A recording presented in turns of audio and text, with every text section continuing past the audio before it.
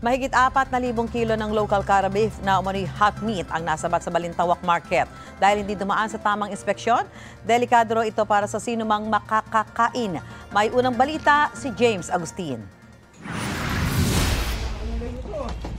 Ibabagsak na sana sa ilang pwesto sa Balintawak Market ang kilo-kilong local Cara beef o karne ng kalabaw ng masabat na mga tauhan ng National Meat Inspection Service, Department of Agriculture at Philippine Coast Guard.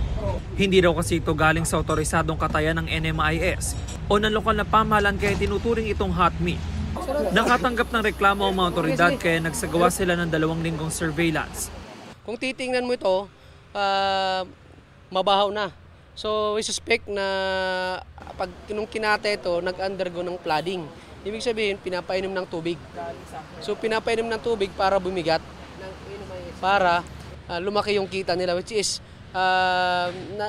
nalalagay sa alanganin yung meat safety. Ang nasabat na karne aabot sa 4,538 kilos. Katumbas yan ng 12 kinatay na kalabaw. Sa kabuuan, nagkakalaga ang mga ito na mahigit sa 1.4 million pesos. Dahil hindi dumaan sa tamang inspeksyon, maaari raw makasama ito sa kalusugan ng sino mang makakakain nito. Ang possible na pwede mangyari, sir, is food poisoning, magsusuka. So pwede mag-cause ng pagkamatay dahil sa dehydration or ibang komplikado, particularly yung mga immunocompromised na mga tao. Paglilinaw ng NMIS, hindi naman bawal ang pagbebenta ng local Cara beef sa mga palengke basta't galing sa otorisadong slaughterhouse. Dapat may dokumento na galing sa NMIS or local na otorisadong magdala ng karne, nakasakay sa otorisadong sasakyan ng NMIS or ng LGU, malinis at saka may tatak ng pagsusuri.